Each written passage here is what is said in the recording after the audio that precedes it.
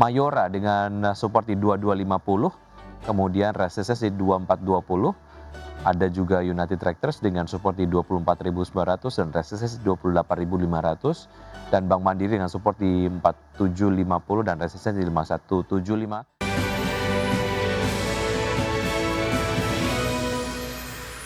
Terima kasih Anda masih bergabung bersama kami. Pemirsa, sebelum saya lanjutkan perbincangan bersama Mas Torik, kita akan simak terlebih dahulu data pembukaan dari mohon maaf, dari ISG di pembukaan perdagangan C1 hari ini atau 1 menit setelah pembukaan perdagangan C1. Kita lihat datanya.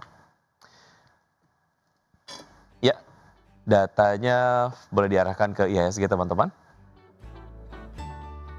Baik, ya sejauh ini bergerak melemah ya 1,05% di level 8.244,618, dan juga top gainer sejauh ini ada BBCA, BBRI, BMRI, Telkom dan juga ADI, kemudian juga Daro.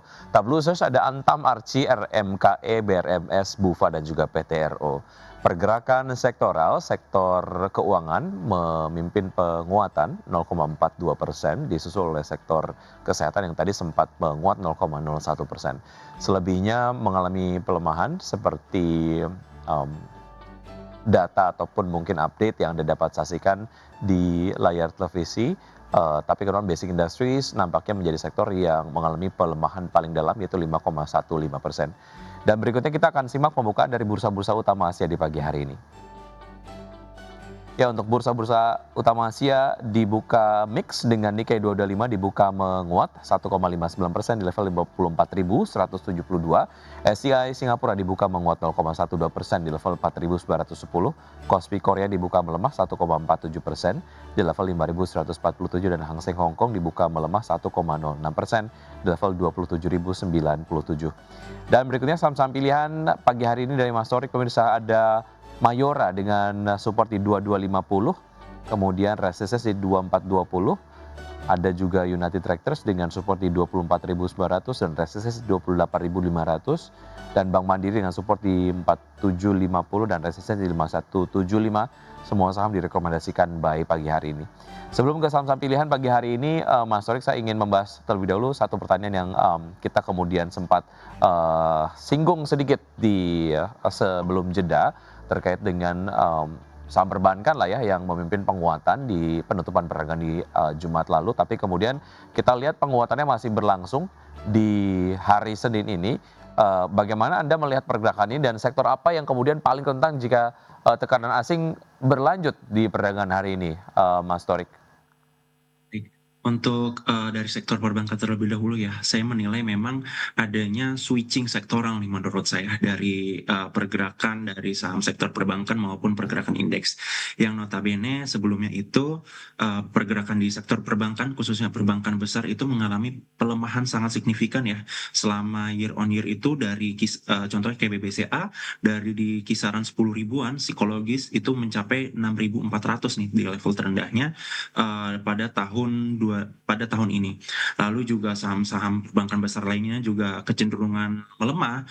Lalu saya menilai memang adanya switching dari sektoral. Kenapa? Karena selama 1 tahun terakhir itu penguatan pada saham-saham di sektor konglomerasi yang notabene itu ada di sektor energi maupun dari sektor basic industrial. Jadi saya rasa memang penguatan dari sektor perbankan itu juga masih mendominasi pergerakan IHSG sampai kuartal 2 tahun 2026, karena diiringi juga dengan adanya RUPST ya, rapat saham tahunan, yang tentunya dari perbankan itu akan membahas laporan kinerja selama tahun 2025, apakah labanya meningkat ataupun menurun. Lalu juga tentunya para pelaku pasar sekaligus investor juga menanti-nanti nih adanya pembagian dividen yang diyakini juga ini akan memberikan exposure capital gain lanjutan dari selisih harga. Lalu kalau tadi yang dikatakan apakah pada perdagangan hari ini sektor apakah yang akan mengalami pelemahan, ya balik lagi tadi saya sudah katakan ada pada saham-saham sektor konglomerasi yang notabene itu berada di saham sektor energi maupun saham di sektor di basic industrial. Lalu juga saham-saham emas ya hari ini mengalami pelemahan signifikan, diiringi juga terhadap pelemahan di harga komoditas emas ya. Harga komoditas emas saat ini di 4.713 mengalami pelemahan di 3,6% pada perdagangan hari ini. Saya rasa itu akan memberikan dampak negatif bagi saham-saham di komoditas emas. Kenapa? Karena kenaikan signifikan ya dalam beberapa waktu ke belakang itu dipicu oleh komoditas emas yang mencapai all time high-nya. Namun saat ini mengalami koreksi dan dikhawatirkan akan memberikan koreksi lanjutan nih untuk saham-saham di komoditas emas seperti itu. Oke, baik itu tadi beberapa analisis yang kemudian menarik untuk dicermati pelaku pasar dan juga dipertimbangkan sebagai sebuah insight untuk menerapkan strategi investasinya hari ini. Oke, kita ke saham-saham pilihan pagi hari ini dari Anda, Mas Sorik, kita ke Mayora ya, berkaitan dengan curi satu kemudian sebelum masuk ke festive season di Ramadan dan juga Lebaran. Secara valuasi sebetulnya untuk Mayora seperti apa, Mas Sorik?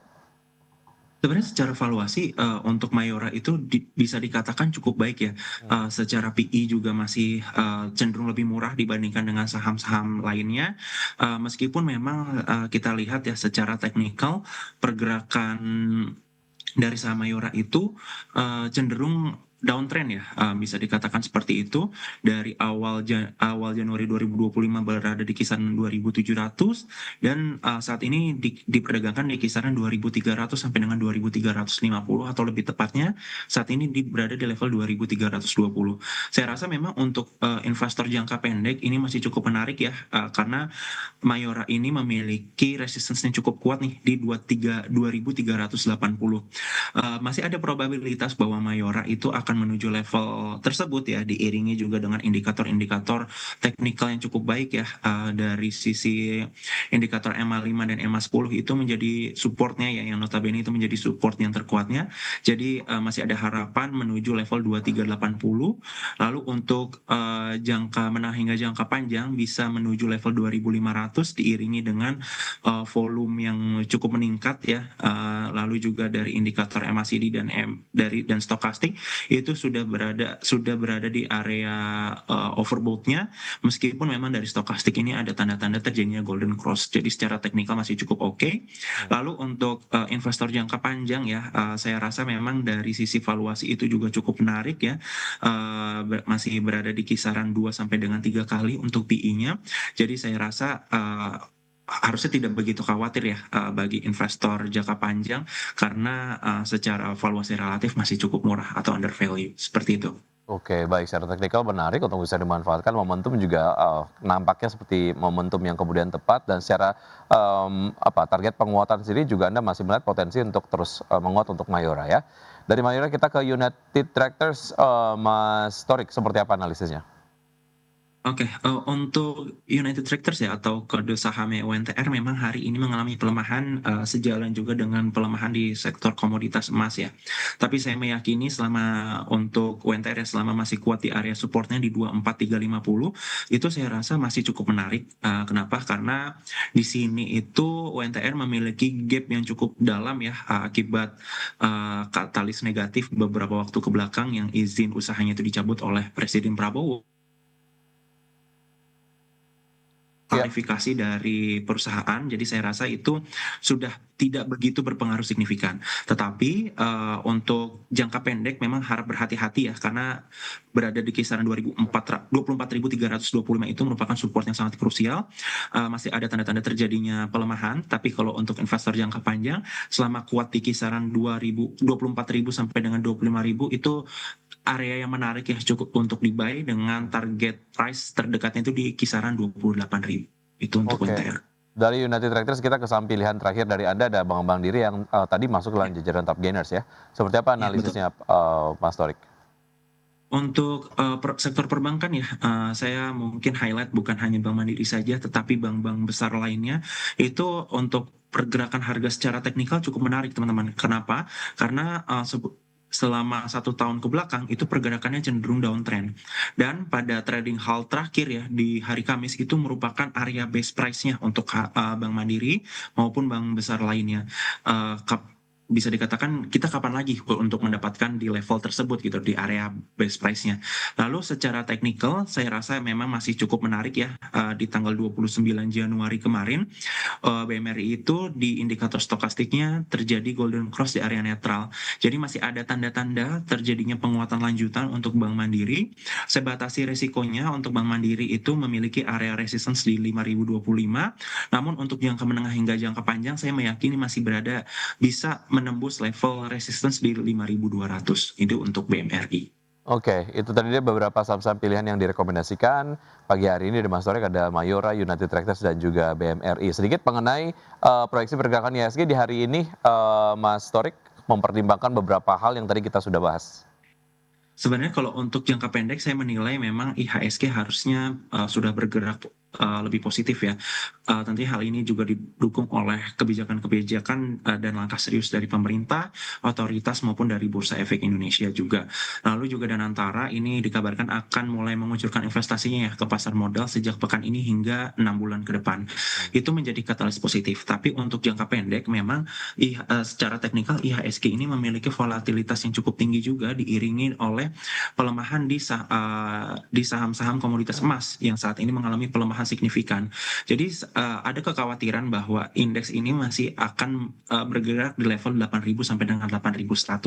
Jadi sebenarnya untuk jangka panjang memang masih cukup menarik ya untuk indeks dengan adanya kebijakan ataupun keseriusan dari pemerintah, otoritas ataupun dari Bursa Efek Indonesia itu sendiri. Tapi kalau misalkan untuk saat ini pergerakan masih akan cenderung mengalami pelemahan di kisaran 8.000 sampai dengan mohon maaf di area 7.900 sampai dengan 8.000 secara support psikologisnya seperti itu. Baik, semoga yang Anda sampaikan dapat menjadi sumber informasi dan referensi pelaku pasar dapat menerapkan strategi investasinya hari ini, namun keputusan investasi kembali ke tangan investor. Mas Torik, terima kasih sudah bergabung Terima kasih bersama kami banyak. di Market Bus. Sukses selalu untuk Anda, Mas Torik. Sampai jumpa. Sehat selalu. Sampai jumpa. Terima kasih Mas Wiki. Terima kasih. Dan pemirsa, sesaat lagi saya dan juga rekan Vina Munawar akan menghadirkan update informasi menarik lainnya. Vina, informasi apa yang akan disampaikan nanti? Ya, Wiki, selanjutnya ada informasi dari PT RMK Energi Tbk siap menggelar pembelian kembali saham atau buyback dengan nilai maksimum 200 miliar rupiah.